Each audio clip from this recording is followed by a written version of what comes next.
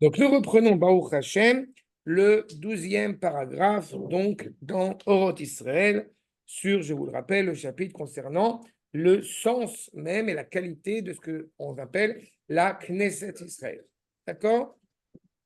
Donc, Yud Bet. Ayahadut Anisit. Ve'ayahadut Ativit. En Meshulavot Zu Bazou. אחוזות אחת בחברתה כאחיזת נשמה בגוף וכמלחמה של האדם הפנימי היחיד שלפעמים הנשמה מתגברת והיא מהירה אבל הגוף נלקה על ידי זה יותר מדי ומתוך כך בא הנטייה הפכית לחזק את הגבייה והנשמה סובלת מחשכת הגשמיות וחוזרת הנטייה הנשמתית להופיע, ובכל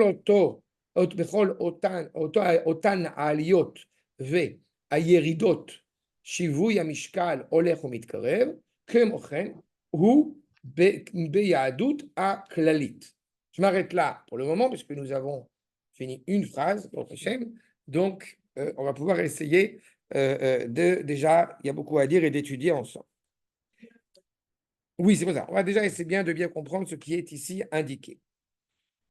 On pourrait comprendre cette notion de Yahadut Anisit et de Yahadut Ativit comme une dimension miraculeuse et comme une dimension naturelle, mais il me semble, encore une fois, dans les études que j'ai pu essayer de rechercher, que ce n'est pas suffisamment exact. C'est-à-dire qu'en réalité, vous avez ou alors il faut comprendre le sens du miracle comme on l'entend. D'accord? C'est-à-dire, vous avez des réalités qui sont cadrées dans l'ordre de la nature. C'est-à-dire des épisodes, des événements qui se succèdent l'un après l'autre, qui sont d'une cohérence, encore une fois, qui vont de pair avec la qualité de la personne, de la nation en tant que telle. Et en l'occurrence, en ce qui concerne les phénomènes historiques que traverse le peuple juif.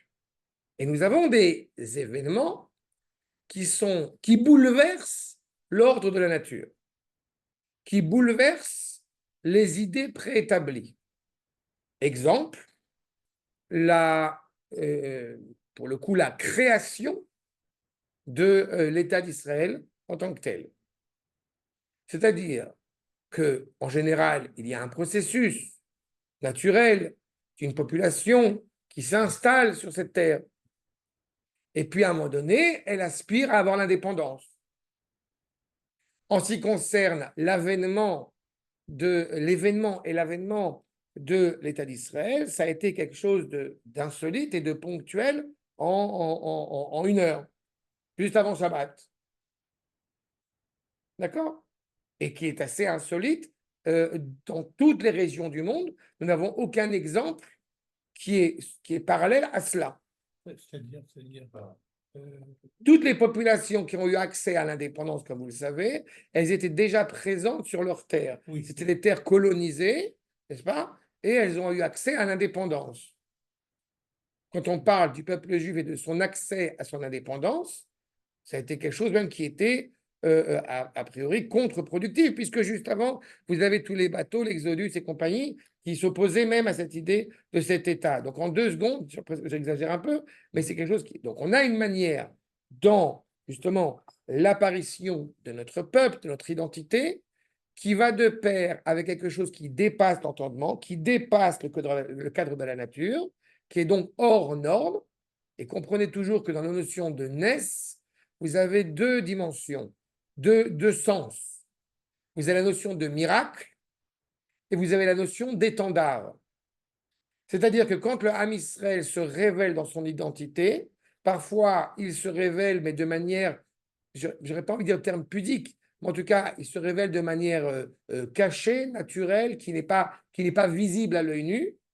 Et parfois, il y a comme ça des épisodes qui transcendent justement l'histoire de l'humanité comme tel un étendard qui est élevé. Ken. Même qui considère que c'est un miracle, c'est un second miracle.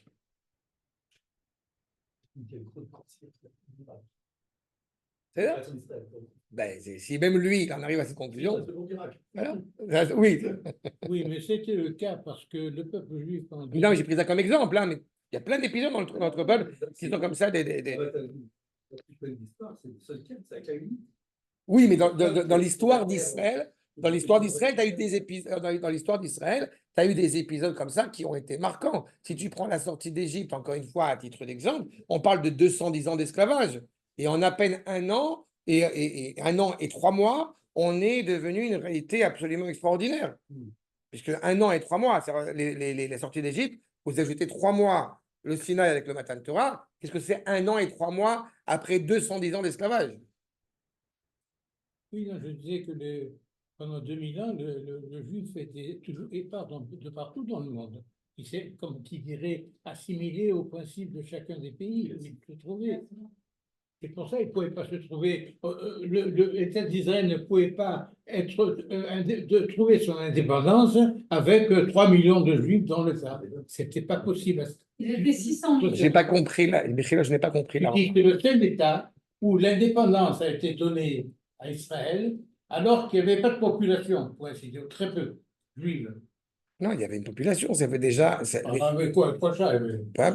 Non, d'abord, ce n'était pas exact, mais puisque tu avais déjà 400 000 juifs à la veille de la Shoah, donc tu as ça, tu as 600 000 juifs en Israël à l'avènement de l'indépendance, donc il y a une réalité. C'est pas la question, je n'ai pas parlé de ça, j'ai parlé du fait que, encore une fois, dans toutes les contrées, dans toutes les colonies qui ont demandé leur indépendance, la Nouvelle-Calédonie, puisque c'est d'actualité, c'est une population d'autochtones qui est présente sur place. Ce n'est pas une population qui est arrivée de l'extérieur pour vouloir s'installer sur la Nouvelle-Calédonie. La population colonisatrice est arrivée de l'extérieur, et la population qui était présente sur place, elle était présente sur place. Oui, la Nouvelle-Calédonie, bien sûr. Donc leur volonté d'indépendance. Ils étaient présents toujours, mais nous, on c'est-à-dire- n'était pas présents tout le temps là-bas. On était dehors. Oui, mais peu importe, c'est pas ça la question. C'est pas ça la question. Ce que je mets en évidence comme accent, c'est justement des épisodes que nous avons traversés, qui justement parfois traversent, encore une fois, la dimension rationnelle, la dimension naturelle. C'est ça qu'on est en train de dire. Il faut comprendre ce que c'est, je répète, ce que c'est que l'âme du peuple juif. Elle est parfois intégrée dans l'histoire, et parfois, justement, elle dépasse le cadre de l'histoire. Elle est insensée, dans le bien comme dans la difficulté. D'accord? C'est la réalité qui nous montre, qui témoigne, encore une fois, de cette méta-réalité, justement, du peuple juif.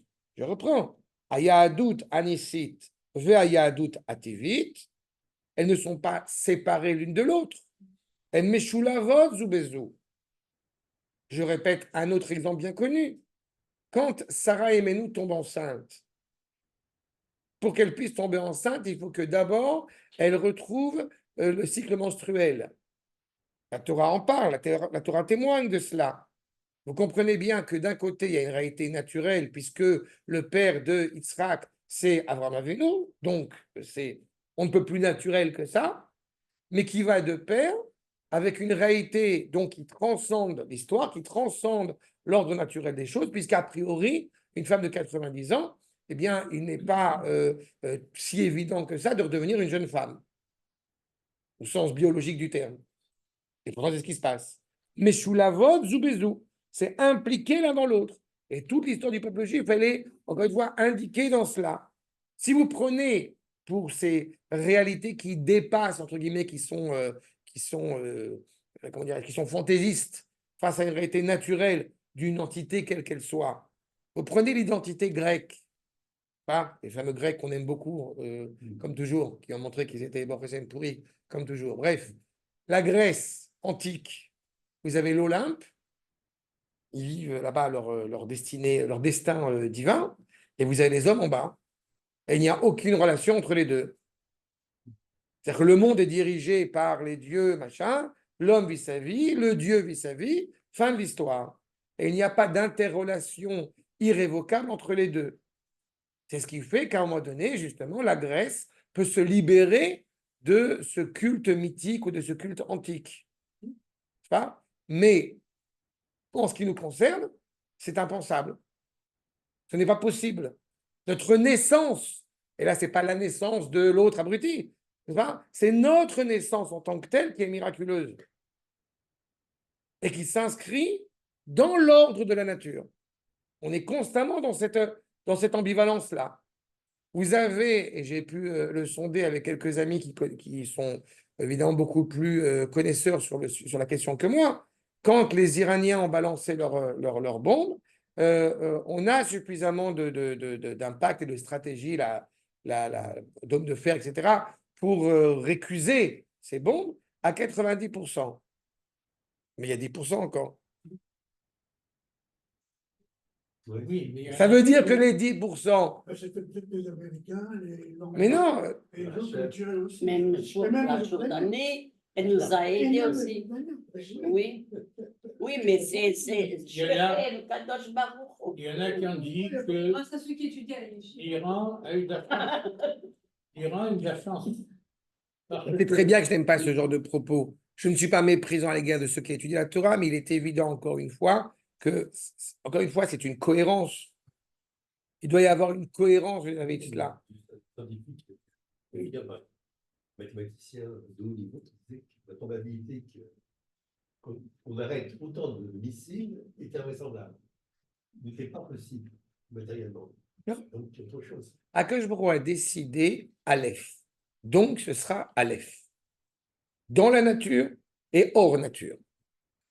Tu vois? C'est cette réalité-là que nous faisons référence, puisque nous parlons d'abord et avant tout, je répète, de la Knesset Israël, de l'âme du peuple juif. La trame, encore une fois, qui est inaltérable dans l'histoire, irrévocable. Achuzot, achat bechevrata, ke achizat, neshama bagouf. Vous voyez le parallèle qu'utilise le Rav. On a une neshama, on a un corps. Très bien. Imaginons pendant une seule seconde que nous ayons un corps, mais qu'il n'y ait pas de neshama. On n'existe pas.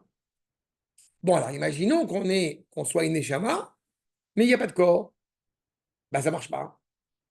On ne peut pas accomplir le projet divin, n'est-ce pas, en n'ayant pas une neshama et un corps. Les deux sont impliqués l'un dans l'autre. Mais du coup, puisque la neshama, elle est hors nature, puisque la neshama, elle est au-delà de l'entendement, par conséquent, elle est automatiquement orientée vers le haut, elle est uniquement, exclusivement réservée, vouée à la vérité du projet divin, face au corps qui est exclusivement voué, si je puis dire, au plaisir terrestre. Et donc, automatiquement, sans qu'hier se met en place une guerre.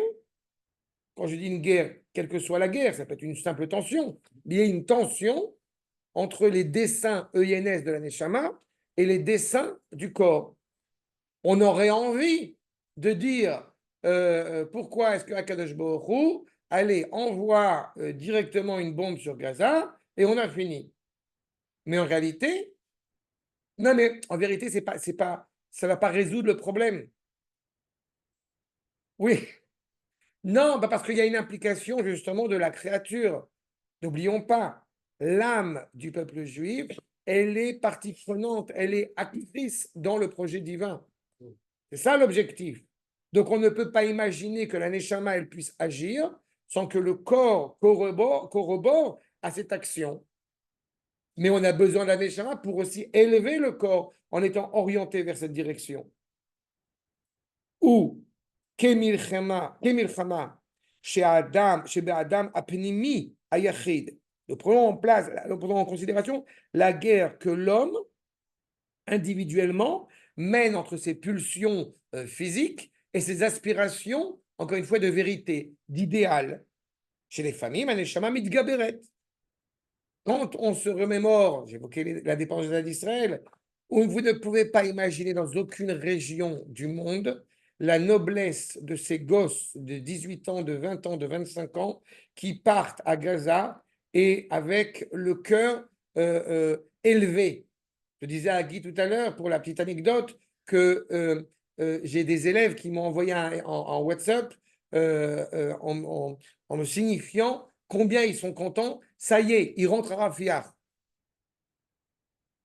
Évidemment que ça m'émeut, ce genre de propos, quand je reçois un élève qui me dit ça, mais Bécha Tova, il me dit, Baruch Hashem, ça y est, j'y vais.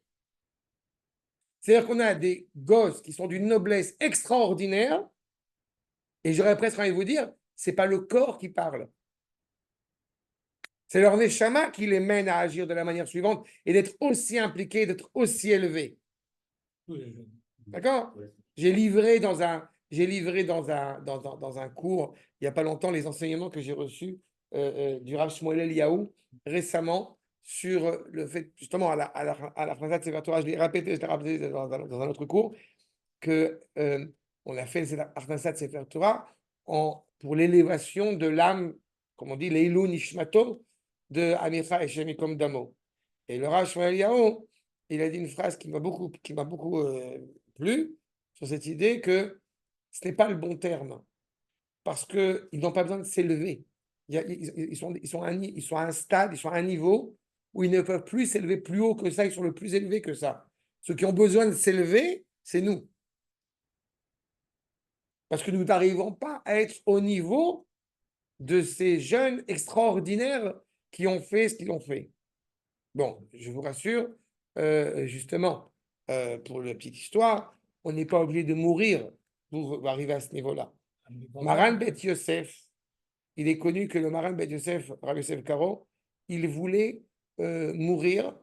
Il avait une prévision qu'il mourrait avec ce même don de soi que le Rav Yoshua Malcho, qui était un juif qui faisait partie des conversos, des gens qui avaient été par l'Espagne, et que il a pu revenir au judaïsme, et il est mort sur le bûcher.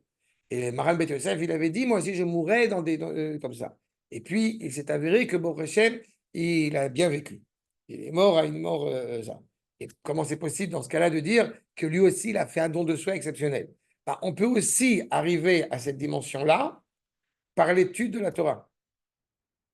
Quand réellement on étudie la Torah, justement, avec autant de force.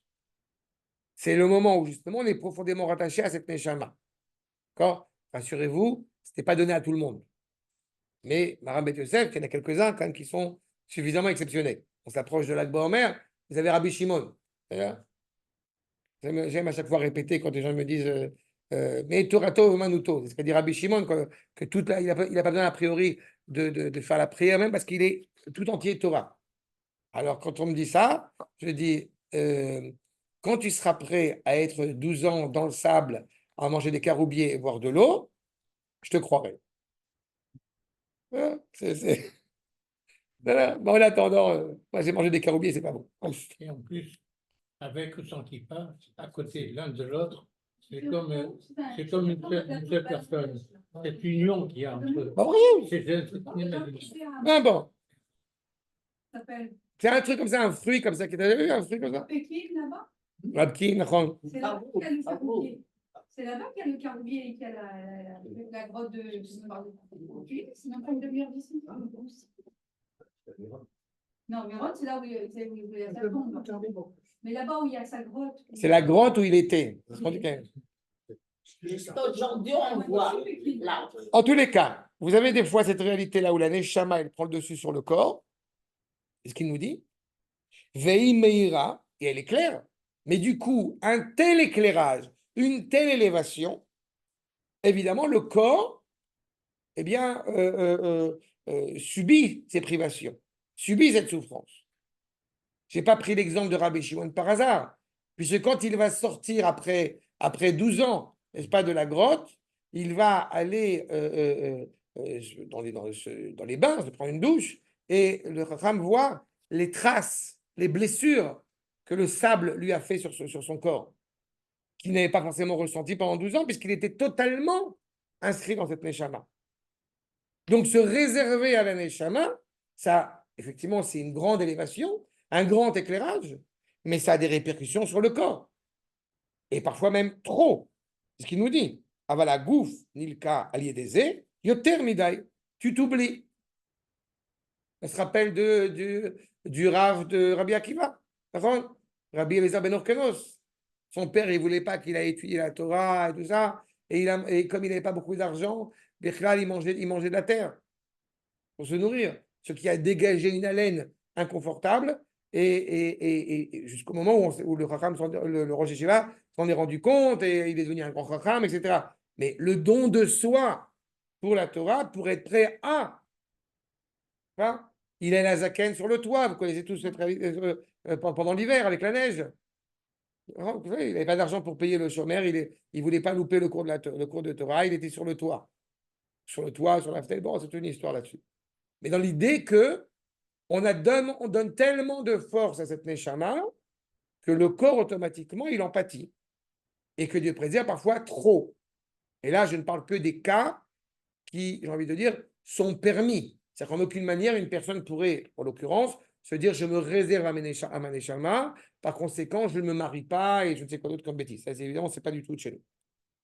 En tous les cas, ce qui est vrai à l'échelle individuelle est d'autant plus vrai à l'échelle collective, encore une fois, du peuple. Ce que nous dit Umitor Kar, Ba Anetia Afrit. C'est-à-dire que qu'est-ce qui se passe? Quand on a essayé d'être négligent à l'égard du corps pendant un certain nombre de temps, ben, il y a un moment donné, il y a l'effet boomerang. C'est ce qu'il est en train de nous dire. C'est-à-dire que se passe un moment, justement, quand on a tellement négligé et méprisé le corps, eh bien, le corps réclame son droit. C'est ce qu'on appelle afrit. C'est la volonté de renforcer les chazek et tagavia. Et du coup, qu'est-ce qui se passe pour la neshama? Eh bien, la neshama, elle en souffre terriblement. Qu'est-ce qu'on a fait pendant 2000 ans à Botaï? Pendant 2000 ans, on a négligé la valeur du corps de l'homme et on a négligé le corps, la dimension matérielle de la nation hébraïque. Donc, automatiquement, au moment opportun, c'est-à-dire après 2000 ans d'exil, eh bien, le corps se révolte. C'est ce qui s'est passé et ce qui se passe encore. Donc, l'aneshama souffre, vous voyez, aneshama sovelet mi chashechat agashmiut. Qu'est-ce qui se passe dans la réalité matérielle? Ce qu'il a défini justement, c'est toute sa problématique, c'est qu'elle est définissable, c'est qu'elle est obscure, c'est qu'elle est opaque. Si la neshama est claire, le matériel obscurcit. Pourquoi obscurcit-il? Parce qu'il est défini. Il n'est pas rattaché à l'éternité. La Torah, ce qui, j'ai envie de dire, la définit, c'est qu'elle n'est pas définissable. Exemple très concret du propos. Quand vous avez étudié un texte de quelque discipline que ce soit, eh bien, vous avez des textes qui sont appropriés à un jeune âge. Et puis, vous grandissez, vous lisez d'autres textes. Ce qui est assez magique, j'ai envie de dire, dans la parole d'Akadosh Baruch Hu, c'est que vous pouvez lire le même texte, pas une fois, 15 000 fois, pendant 2000 ans. L'exemple évidemment le plus célèbre, c'est la paracha de la semaine. Ne serait-ce que ça. On lit la paracha, chacun de nous, depuis des années, et tous les ans. Et à chaque fois qu'on la lit, chaque année, on voit une dimension extraordinaire, pas sympathique, extraordinaire supplémentaire. Et plus on comprend, plus on découvre à quel point c'est extraordinaire. C'est le même texte. Et prenez l'exemple d'un enfant qui a été bercé dans cela. En cela, la Torah c'est pour ça que l'image, c'est pour ça que la métaphore utilisée en général par nos maîtres est celle-ci, c'est une source de lumière inépuisable. Hein? Puits de science. Vous n'avez pas compris? Luminaire céleste, accepte ce modeste Streimel. D'accord? Oui, c'est Rabbi Jacob, quand il faut.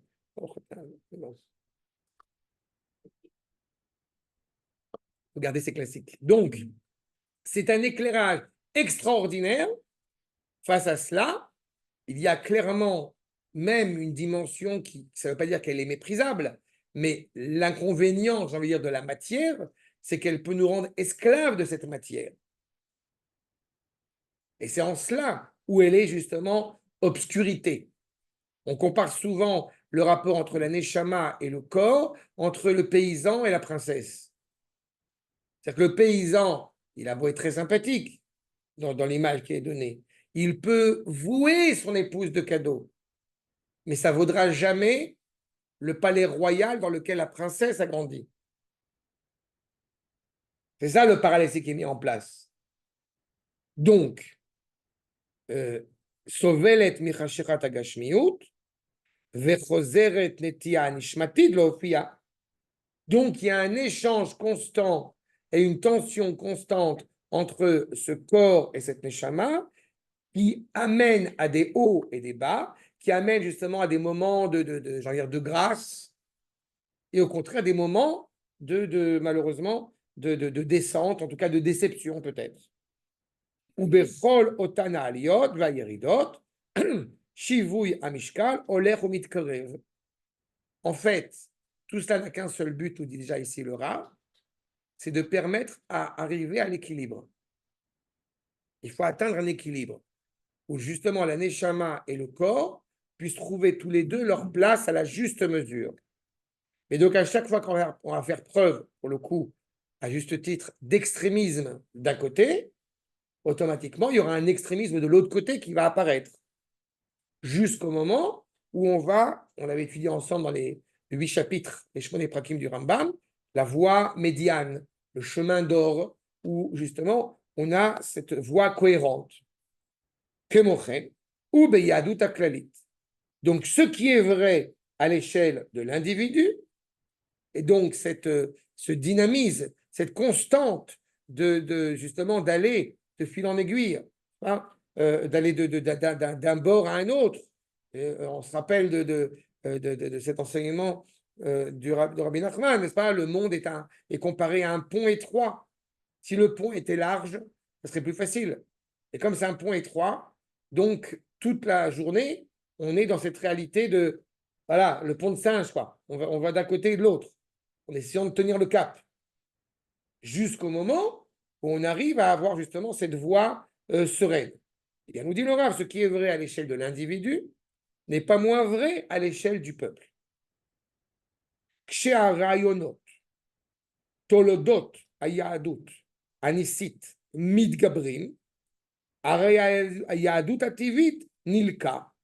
Quand vous avez un événement exceptionnel, quand vous avez des idées qui engendrent, eh bien, grâce à ce judaïsme, on va l'appeler judaïsme donc d'étendard, judaïsme de miracle, qui dépasse l'entendement, on est profondément illuminé, profondément éclairé, profondément admiratif de cet événement. Mais du coup, notre engagement à l'échelle du peuple, notre responsabilité en prend un coup. Qu'est-ce qui se passe quand on est dans la mer, que la mer, elle s'est ouverte, que nous avons pointé du doigt vers Akadosh Baruch Hu, et que nous voyons Akadosh Baruch Hu, à ce moment-là, il est temps de poursuivre notre périple pour entrer en Eretz Israël. Que se passe-t-il chez le peuple? Le peuple ne bouge pas. Il est figé. Pourquoi est-il figé? Parce qu'il est totalement en symbiose avec Akadosh Baruch Hu à ce moment-là. On pourrait tomber dans l'écueil sur justement au Har Sinaï, on est avec Akadosh Baruch Hu à ce moment-là, on n'avance plus. C'est dangereux. Ça se comprend, mais c'est un problème. Le fils, il aime ses parents. Oui, mais les ennemis n'avancent Non, mais je vais te dire. Le fils, il aime ses parents. D'accord? Il y a ce fameux phénomène sociologique qu'on appelle Tanguy. Le fils, il adore ses parents, il est bien chez ses parents. À quel moment il prend la décision de quitter le foyer? Non, mais ce n'est pas qu'un film. Aujourd'hui, c'est une problématique sociologique. C'est que quand l'enfant a du mal à quitter le foyer, c'est un problème. Si l'enfant quitte le foyer trop tôt, c'est un problème. Et si l'enfant ne quitte pas le foyer, c'est aussi un problème. Dans la même considération que je suis en train d'évoquer maintenant, il y a une nécessité, puisque nous sommes toujours partagés entre un lien avec notre Père, Avinu Shamaim, et à la fois avec la responsabilité à l'état naturel que nous devons avoir pour mettre en place, pour améliorer le monde. Donc, si tu es totalement obnubilé par ce lien indéfectible avec le Créateur et que le monde est mené uniquement de manière ouverte, de manière révélée par le Créateur lui-même, eh bien, tu n'as plus ta responsabilité, tu n'as plus ta part d'action. D'accord? C'est cette nécessité qu'il est en train de qu'il est en train d'essayer d'évoquer. Quand nous sommes tellement en élévation spirituelle, eh bien, on n'agit pas. J'aime souvent rappeler les propos de Bar Korva, qu'on retrouvera chez le Rav Goren bien plus tard, sur cette idée qu'il a demandé expressément aux élèves de Rabbi Akiva d'enlever les tefilines qu'ils avaient sur la tête. Pourquoi? Dieu y pourvoira. C'est très dangereux, le Dieu y pourvoira. Hachem Yahazor, donc on ne fait rien. C'est un problème. Mais pourquoi c'est un problème? Ce n'est pas un problème parce que Akash ne peut pas y pourvoir. Bien évidemment qu'Akash peut y pourvoir. Ce n'est pas ça la question. C'est où est ma part de participation quand je vois de ce contrat qui a été fixé, qui a été contracté entre Akash et Avraham Avinu. Je vous rappelle un enseignement bien célèbre que Akash Koret Brit. Koret Brit, c'est-à-dire qu'il a tranché une alliance. A priori, on ne tranche pas une alliance. On contracte une alliance. S'il a tranché une alliance, il est en train de dire à Avraham Avinu, on est 50% tous les deux dans l'affaire. Et comme on est face au Créateur, donc automatiquement, on peut se laisser aller à cette volonté de la Neshama et qui aura des répercussions qui peuvent être au détriment du corps, ou l'inverse. C'est ce qu'il nous dit. Toldot Ayadut Anisit Midgaberet. Arei, Ayadut Ativit, Nilka. Nilka, elle est frappée. Le judaïsme naturel qui implique notre comportement et des processus. N'oubliez pas que quand on parle du judaïsme, donc dit au-delà de l'ordre de la nature, eh bien nous avons une réalité ponctuelle. La guerre de 6 jours, elle a duré 6 jours. Conquête de Jérusalem, une journée. C'est extraordinaire. Mais on n'est pas suffisamment, on n'est pas toujours mûr pour digérer la grandeur de cet événement. Donc, il y a besoin de digérer un certain nombre de choses. Umi meile, merageshet gamihi, bechisaronze. On sent le manque de maturité pour arriver directement à la finalité alors qu'on ne l'a pas construite. Heureusement qu'on n'est pas passé du téléphone avec qui tourne. Heureusement qu'on n'est pas passé de ça au iPhone 15 en 3 jours. Ça aurait été catastrophique pour la créature en elle-même. Si je prends encore une fois une image. Okay, non? Tu n'as pas vu Hybernatus? Oui, j'ai vu Hybernatus. Non, mais Oui, quand même. pareil, non, il a pris l'exemple du téléphone, c'est pas un bon exemple. Pourquoi? Parce que j'imagine très bien que le processus de passer d'un téléphone à un truc à... Non, mais il n'y avait pas de WhatsApp, il n'y avait pas les mecs sur ton téléphone. Il y a plein d'applications, exactement. On a appris au fur Non, mais on a appris au fur et à mesure. Ça a été progressif. Aujourd'hui, tu peux faire des tonnes de trucs. Il y a une évolution. Tu vois ça aujourd'hui avec le recul que tu as aujourd'hui, mais je peux t'assurer, quand tu vois des enfants, comme j'aime à le dire, quand tu vois des enfants qui observent ce téléphone, d'abord qui observent ce téléphone, qui est évidemment qui date de la préhistoire, qui a un téléphone avec un fil, déjà pour commencer. D'accord? Ils regardent ça de manière très perplexe, mais Oui, ça dure combien de temps? mais parce qu'on n'est même plus habitué à ce genre de réalité. Oui, Mais j'ai pris ça à titre en d'exemple. très peu de temps, ils sont capables de passer du téléphone avec fil à un téléphone sans fil. Eux, oui, mais on a tous appartenu à la génération.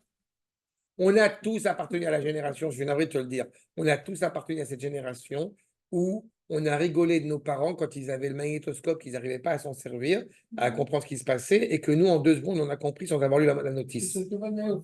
D'accord? Je peux te montrer aujourd'hui une statistique prouvée, sans vouloir vous faire affront, mais je peux vous montrer une statistique où beaucoup de gens d'un certain âge ont un problème avec le RAV4, avec l'application, avec Internet, avec le téléphone, avec ce que tu veux. Beaucoup de... D'accord? Il y a une réalité.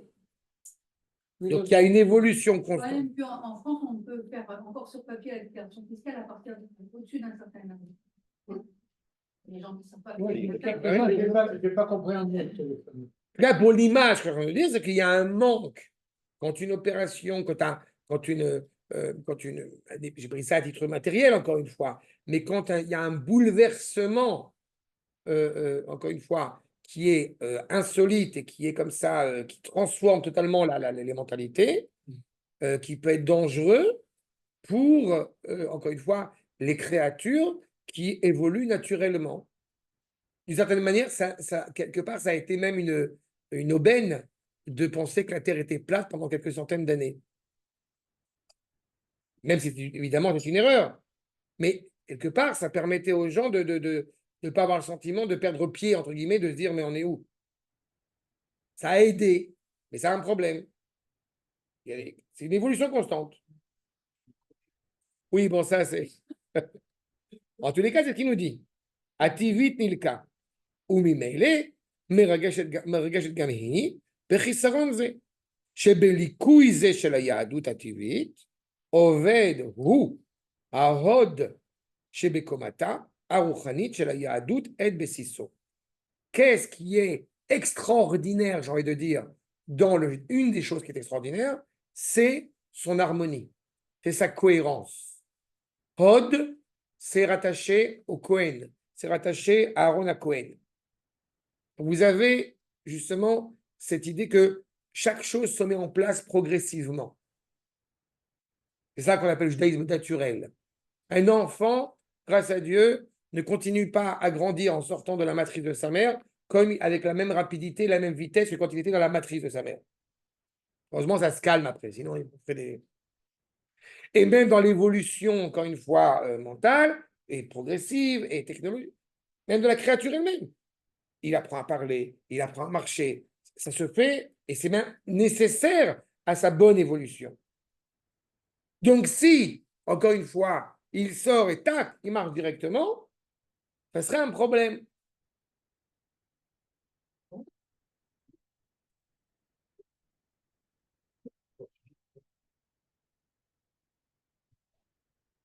On a parlé dernière, elle parle d'économie, en disant que l'économie ne pouvait pas avoir une déficience physique quelconque. Et pourtant, c'est bien lui qui a créé ces êtres déficients. Et alors? Pourquoi il a créé des êtres, des Cohen qui ne peuvent pas assumer cette C'est une question c'est une question très honnêtement qui sort du cadre du cours. Mais oui, mais je peux te répondre sur un point qui se rattache au cours. À partir du moment où tu as une réalité naturelle, tu impliques aussi qu'il y a des problématiques dans le monde de toutes sortes, d'environnement, d'écologie, de grossesse, qui fait que il doit y avoir une place pour la créature.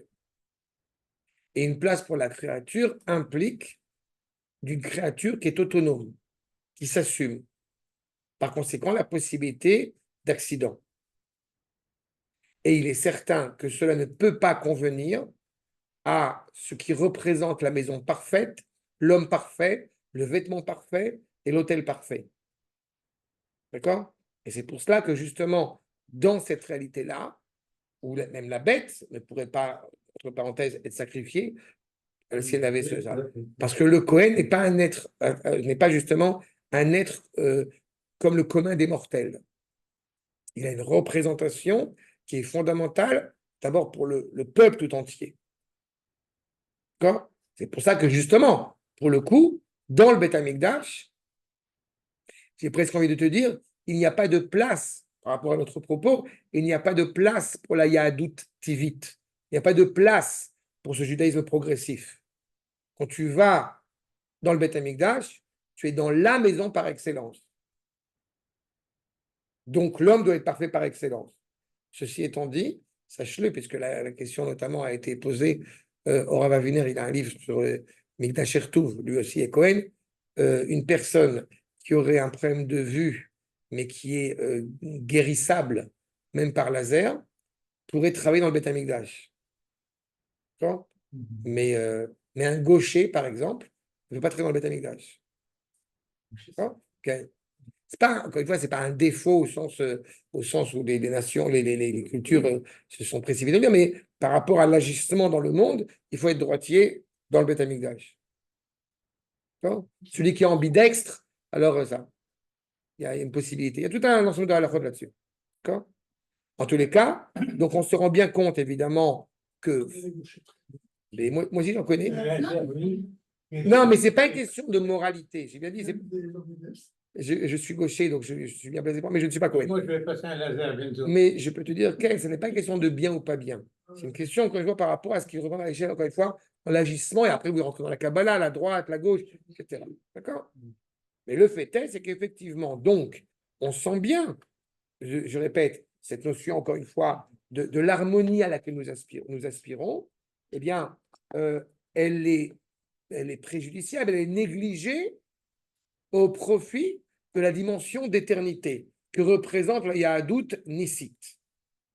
À partir du moment où on est conscient qu'Akadosh Baruch Hu est le maître à bord et uniquement le maître à bord, on est, encore une fois, dans la dimension d'éternité. On est dans la dimension de la victoire éternelle. Mais on n'a plus, justement, notre place pour y contribuer, pour y participer. Il est évident que vous savez que 3 cadeaux ont été donnés avec souffrance au peuple juif, à savoir la Torah, Eretz Israël et le monde futur. On peut se dire, mais comment on peut donner des cadeaux avec souffrance? En tout cas, avec effort. C'est des issourim, donc ça peut être compris de différents.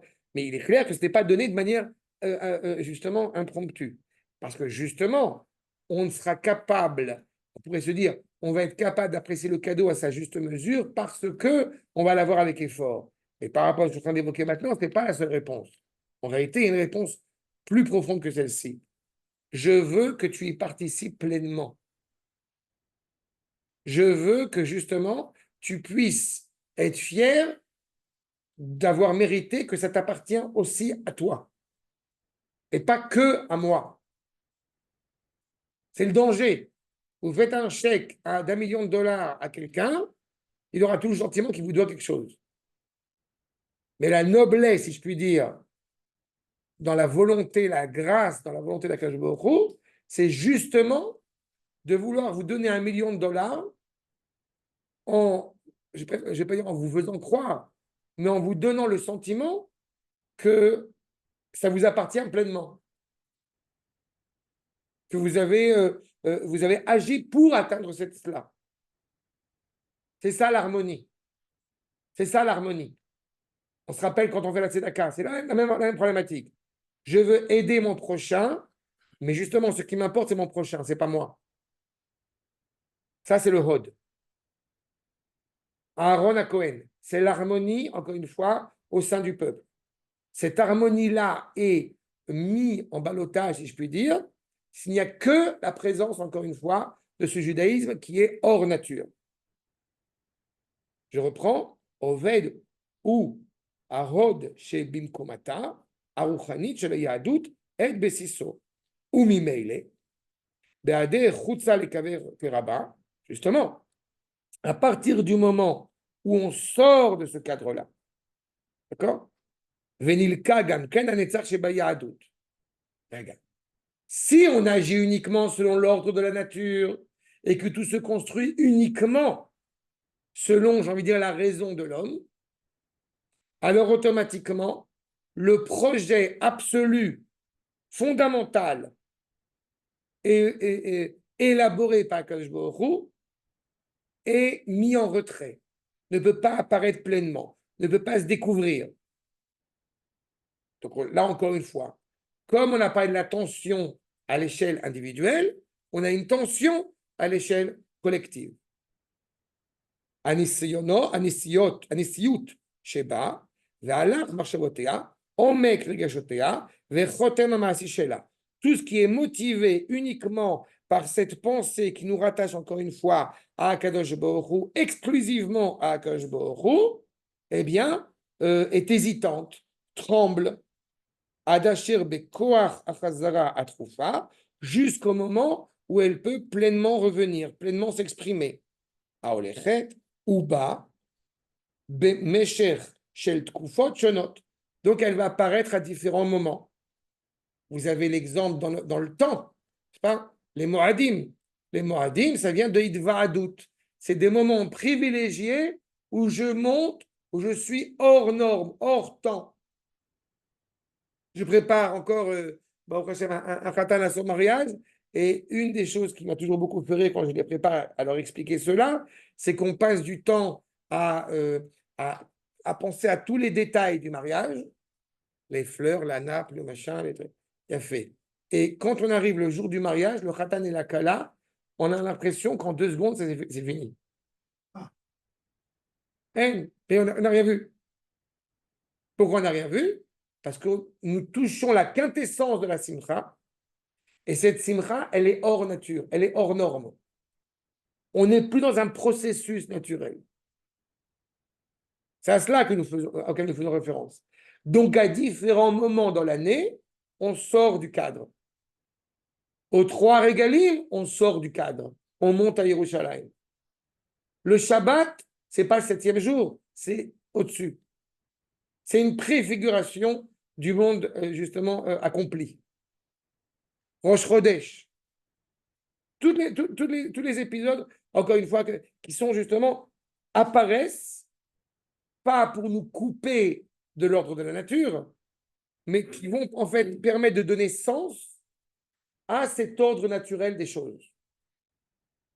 Mais, en attendant, justement, tant qu'on n'est pas habilité à cela, tant qu'on n'a pas réussi à retrouver cette cohérence et cette unité, automatiquement, il y a quelque part des contradictions, il y a des tensions. Il y a Shabbat, comme on dit, et il y a Motzei Shabbat. C'est difficile quand on passe un Shabbat qui est profondément élevé, ou une fête qui est profondément élevée, et d'arriver à Motzei Shabbat. On s'est cassé la tête pour faire la fête de Pessah la plus belle qui soit. On a à peine eu le temps de fêter la fête de Pessah que arrive déjà la fin de Pessah. Aïch Talmud, je poursuis. Là, le dogma Pessah. On fait la fête de Pessah, mais il va venir un moment qu'on continue la Moed jusqu'à Shavuot. C'est la Talmud.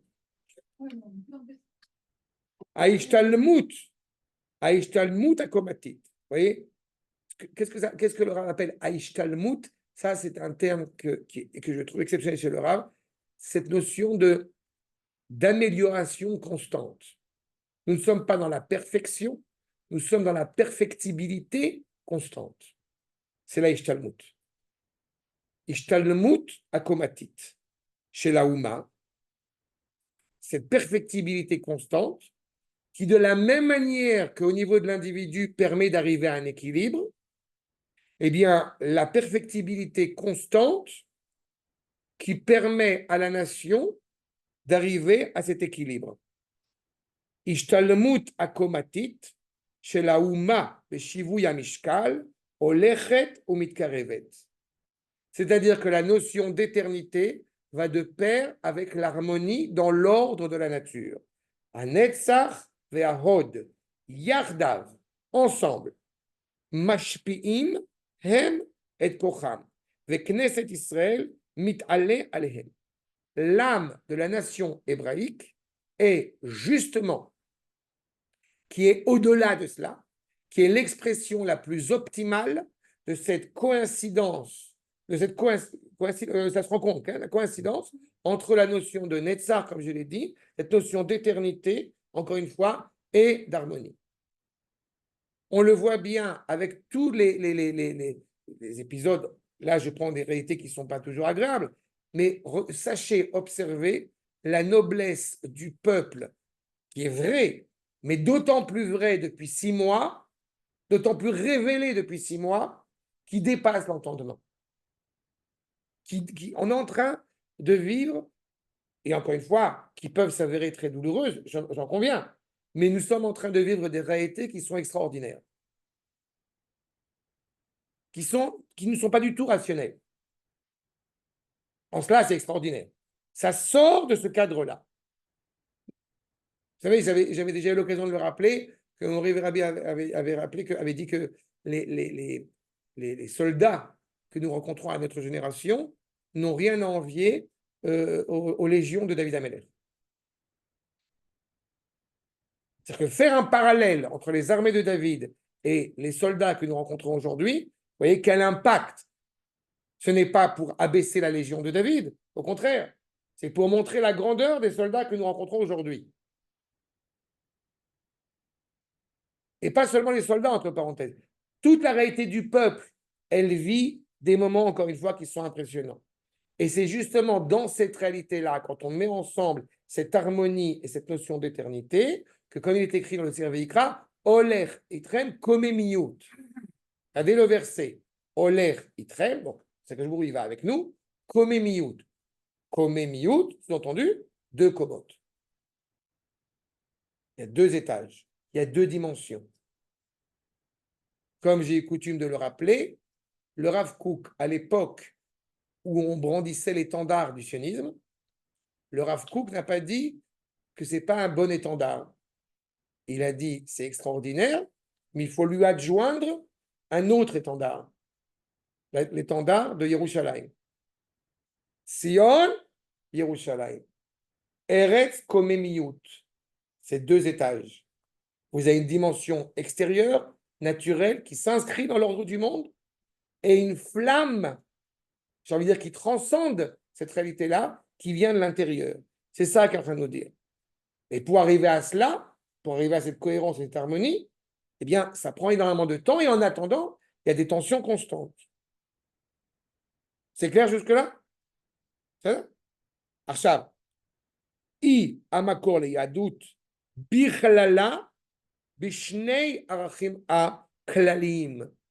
C'est la valeur essentielle, le sens profond du judaïsme animé par ces deux dimensions. L'une ne va pas sans l'autre et l'autre ne va pas sans la première.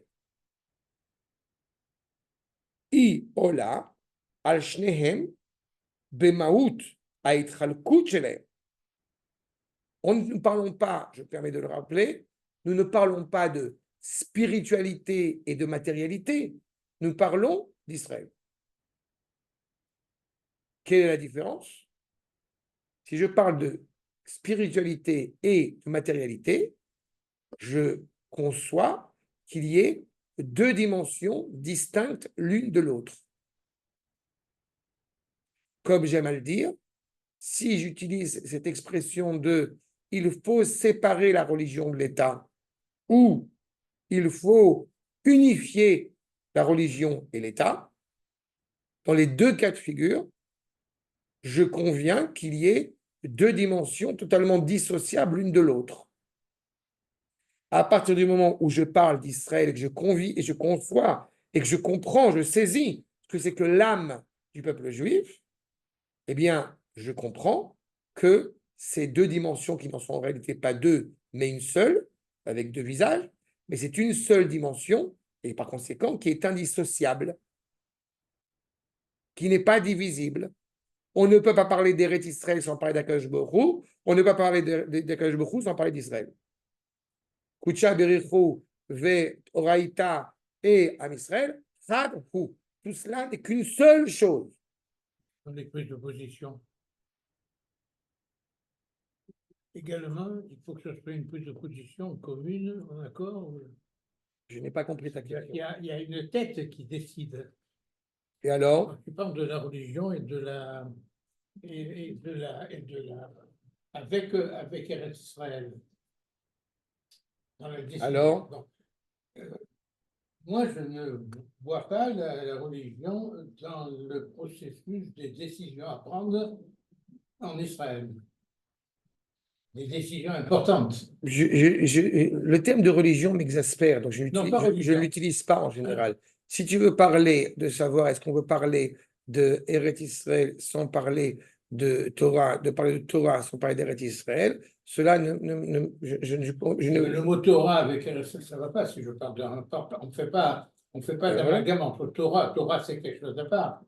Je parle que le pouvoir de décision en Israël. Je ne sais pas ce que c'est que Torah est à part. Tu as dit une phrase ici, j'ai déjà expliqué maintes fois. La Torah est toujours présente. La Torah, elle est rattachée à Eretz Israël est rattachée à la Torah. Oui. Donc elle n'est pas toujours présente ou elle n'est pas à part. La Torah est intimement rattachée à Eretz Israël est intimement rattachée à la Torah.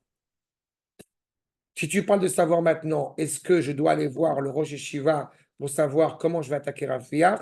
La réponse est non. Mais ça n'a rien à voir avec ce que je viens d'évoquer maintenant. D'accord? Si tu veux construire une maison, tu ne vas pas voir un Rosh Yeshiva, tu vas voir un architecte. Il se peut que le Rosh Yeshiva soit aussi architecte, mais ce n'est pas le propos. Tu ne vas pas en tant que Rosh Yeshiva. D'accord? Et ça n'a rien à voir avec le propos que j'évoque maintenant. C'est d'imaginer une seule seconde que quand nous parlons de construire une maison en Eretz Israël, ça n'a rien à voir avec la volonté, avec le désir, avec la parole d'Akash Baruch Hu, cela serait malheureusement une piteuse erreur. D'accord? Quand je me positionne en essayant de comprendre pourquoi faut-il aller rentrer et conquérir rentrer à Rafiach et faire le ménage là-bas, je peux me positionner en me disant, comme ils nous ont fait du mal, donc je dois leur répondre. C'est sympathique, mais ça ne me suffit pas. Je veux rentrer à Rafiach et conquérir Rafiach parce que telle est la volonté d'Akadosh Baruch Hu. Oui. C'est tout. Donc on ne sépare pas Israël de la Torah, comme on ne sépare pas la Torah d'Eretz Israël. Comme c'est la volonté d'Akadosh Baruch Hu. Et comme c'est la volonté d'Akadosh Baruch Hu, c'est la volonté d'Israël. Donc il faut bien réfléchir à ce qu'on envisage de faire. Il y a toujours une réflexion, il faut bien réfléchir. Mais on est toujours dans la réflexion. On est toujours dans la réflexion, dans le côté professionnel. On a dit, on est toujours dans la réflexion, mais comme on a dit, c'est le corps et la neshama qui subissent une tension constante jusqu'à l'accès à l'harmonie à laquelle nous aspirons. Et on a eu 2000 ans d'exil, donc 2000 ans de séparation, ce qui implique qu'il y a une difficulté à saisir ces concepts-là. Et on avance. Arshad. Mais qu'est-ce qui va nous permettre, je reprends c'est tout à fait une réponse juste parce que par rapport justement à la phrase suivante, regardez la suite. Umi Zohar Tiferet Israël, on a parlé de Hod, on a parlé de Netzach. Je vous rappelle que Hod, c'est Aaron, Netzach, c'est Moshe, Tiferet Israël, c'est Yaakov, Tiferet, c'est Yaakov. Mais de quoi on parle ici? Du don de la Torah. Qu'est-ce qui va me permettre de comprendre que tout ce qui relève du corps et ce qui relève de la Neshama est intimement rattaché à la volonté d'Akadosh Baruch Hu? La Torah elle-même. L'ange tutélaire, pour ne citer que lui, n'est pas capable de recevoir la Torah. La Torah n'est pas faite pour lui. Le singe, le chien et Mahmoud, la Torah n'est pas faite pour eux. La Torah, elle est faite pour celui qui est justement cette, encore une fois, coïncidence, cette convergence absolument absolue et unique, peu importe la tension qu'elle va traverser entre cette Neshama et ce corps, et d'autant plus au niveau de la nation, qui, encore une fois, s'inscrit en Israël. Tiferet Israël, arehi sofeget et Torah. Tiferet, on a dit, c'est Yaakov. Yaakov, il n'y a pas écrit qu'il Yoshev Oel. Yaakov Yoshev Oalim. Il est dans deux tentes, dans deux dimensions en même temps.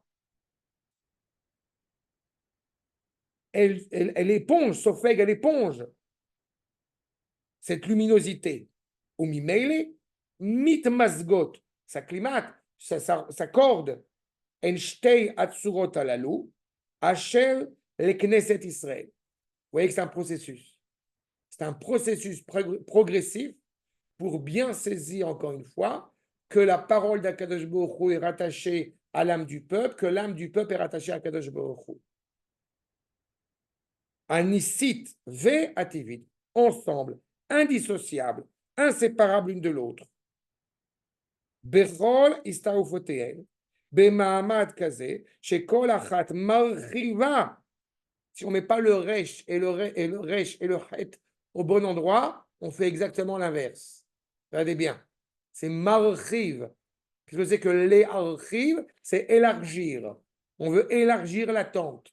On ne veut pas détruire la tente. C'est quoi détruire la tente? L'éarchiv. Vous avez l'éarchiv et vous avez l'éarchiv. Non, c'est exceptionnel. C'est exceptionnel la précision. L'inversion justement des deux lettres. peut être une bénédiction ou que Dieu préserve, au contraire, une catastrophe. Machiva et agvul, shel chevrata. C'est qu'en réalité, plus je vais être animé par ce souffle spirituel, si je peux dire, plus je vais pouvoir me construire au niveau de mon identité, au niveau du corps de la nation, ici. Et plus je vais être attaché à ce corps, plus je vais être attaché aussi à la dimension de la Neshama. C'est ça l'évolution, c'est ça la perfectibilité, justement, qui est, encore une fois, indissociable et indubitable, puisque c'est ainsi, encore une fois, que le projet divin se met en place dans, encore une fois, réside dans la nation hébraïque. Est-ce que c'est clair? Atka, 12e paragraphe. Je t'en prie. Je ne sais pas si tu as suivi Eden Golan. Ah, l'Eurovision. Est-ce que j'ai suivi Eden Golan? Alors, qu'est-ce que tu veux savoir sur Eden Golan? Je trouve ça d'un courage, cette fille, qui a vécu sur un moment, mais elle était d'un courage fabuleux, parce qu'elle était quasiment insultée, agressée par des hordes de musulmans à Malmö, et elle a tenu le coup jusqu'au bout. Il y a eu la lâcheté des nations qui s'est révélée au moment du vote des nations, et curieusement, le public qui votait après, c'est une multitude de gens, me plaçait presque en premier. Je ne sais pas, il y a une symbolique là-dedans. Oui. Intéressant. Très honnêtement, Symbolique dans l'Eurovision. très honnêtement, je me fous totalement de l'Eurovision. Très honnêtement. Mais, Non, non, mais il y a un mais. Non, mais il y a un mais. Mais bien sûr. Il y a un mais. Tu as bien entendu que j'ai dit, il y a un mais. C'est quoi le mais? C'est vu le contexte, vu la bêtise de l'humanité, de prétexter, c'est-à-dire, c'est des petits joueurs, c'est-à-dire qu'ils sont en train de combattre sur un festival de musique, ils sont en train de combattre, encore une fois, une réalité qui n'a ça. Exactement. Et donc, si, d'abord, là, j'ai vu les paroles de la chanson, qui sont des paroles tout à fait dignes et très honorables, surtout par rapport à d'autres chansons qu'on a pu voir dans le passé, mais encore une fois, c'est quand, malheureusement, certains juifs on les met au retranchement de cette vraie réflexion sur la fierté de leur identité, que se réveillent des forces incroyables. Et face aux nations, tu as tout à fait raison. Je dis simplement que je serais ravi si on pouvait révéler cette dimension sans avoir besoin d'être dans le combat avec les nations pour révéler cette dimension qui est la nôtre. C'est pour ça que je dis que j'ai fait volontairement commencer pas à parler du rapport, et que le Rav Kook, d'ailleurs dans l'ordre des chapitres, volontairement n'a pas parlé du rapport aux nations, il a parlé justement exclusivement de l'âme de la nation hébraïque. Parce qu'il est important à mes yeux que ce soit d'abord clairement défini, elle est indéfinissable, mais l'âme de la nation hébraïque, pour comprendre quel est son sens, et c'est grâce à cela que justement on peut affronter le monde entier. Il est certain qu'il y a quelque chose de profondément interne, intérieur et exceptionnel qui a fait qu'elle a pu se comporter comme elle a pu se comporter, mais elle n'a pas forcément les éléments, les ustensiles, si je puis dire, les kélim, comme on dit, pour porter la tête haute de la sainteté. C'est-à-dire qu'elle a porté la tête haute d'Israël dans la souffrance. D'accord? Pour la petite anecdote. Mais comme j'ai dit, j'ai un mais, parce que si ça énerve les Belges, les Norvégiens, les Grecs et qui tu veux à Malmö, il n'y a rien de plus qui peut me faire plaisir. D'accord?